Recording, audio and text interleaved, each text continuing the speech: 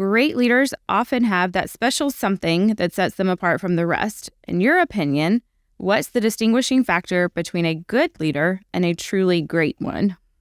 I think there's a lot of defining characteristics. So by the time this episode airs, there's going to be my conversation with Alex Hormozy, and I asked him kind of a similar question, and he said the big difference is humility, which I agree with. I think great leaders are humble, are open to learning, are open to new perspectives. 100% I agree with that. The other thing that comes to mind that I would say is really just, what's two things. One is their perspective around growth and success. So meaning that I think a mediocre leader cares about themselves winning. I think a great leader cares about succeeding by helping others succeed. So meaning that if they can help their clients be successful, their team members be successful, their success comes as a byproduct of everybody else's success. I think those are like the best leaders. And the other one is time horizon, in that there's going to be leaders that are focused solely on today, and as a result, they make short-term decisions. And as a result of those short-term decisions, they're not really thinking about second-order, third-order consequences. They're not thinking long-term. They're not making long-term investments in the future. Honestly, it's very selfish, because they're focusing on how do I win today versus how do I win overall and win tomorrow. Instead, I think great leaders have longer time horizons where, let's say, long-term patience, in that they can think years down the line. They can put pieces in place today. They can make certain chess moves today. They can establish certain infrastructure foundation so that they're building up for the eventual success that they're going to have years down the line, which sometimes in the short term involves trade-offs and sacrifices and those types of things. But as a result, those are the ones that really build just incredible things. Massive organizations achieve massive success. But if you have the other types that are, well, they're just trying to win the week, those are the ones that are going to make short-term decisions, and they wonder, why am I not thinking long-term? Like you see this, it's interesting when you look at the practice of law, you can see two types of law firms that will do both variations of this, especially when it comes to their marketing. If you're a short-term thinker, you're relying on short-term drivers, so things like bring you immediate leads, pay-per-click, lead services, those types of things. And then the challenge with that is that, yes, you can pay for a click or a lead. And I'm not saying these are bad things. I'm just giving you an example of like a short-term driver.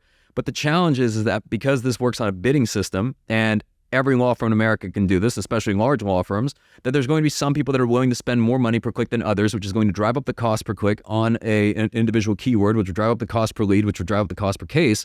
And many times, so those that have experienced buying leads or even any of these lead services or pay-per-click, these tend to result in low-value cases. Low-value cases come with low profit margins. And as a result of gaining low profit margins, it leaves little money to reinvest back into the business and back into the marketing. And you see this self-fulfilling prophecy in this cycle of eventually costs continue to go up and up and up for pay-per-click keywords and terms. The profit margins continue to go down, less money to reinvest back into the business in the long term, and then you're stuck. You never get to where you're going.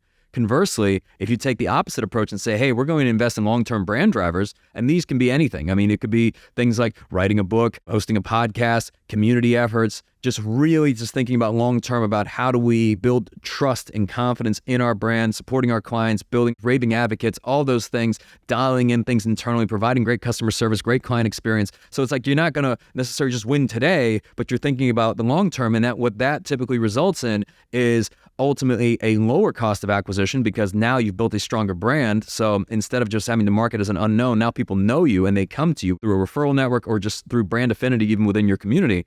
And those tend to be the best cases, right? The best cases come by way of referral and word of mouth. Now, this is everyone's experience. Those are the highest average case value. They also have the highest profit margin. With the highest profit margin, you could reinvest that back into the business, and you're able to now reinvest it back into your marketing and to grow and scale exponentially. So it's like, if you had to choose between the two, I think for most firms, it's probably good to take a hybrid approach because you're going to need something today, and then something tomorrow, especially if you have nothing today.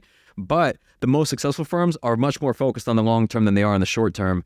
And I've seen this evolution with Crisp. I mean, I'd say 90% of our investment is everything into the future. Everything is about tomorrow, tomorrow, tomorrow, tomorrow. It's like, I don't have to win today.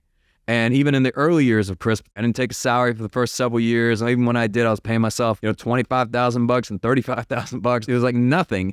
And it was because I wanted to take as much money as we could and reinvest it back into the team, back into the infrastructure, back into our marketing to be able to scale it. And I think that made the journey much quicker. As a result, we were able to make a lot of great leaps because of that.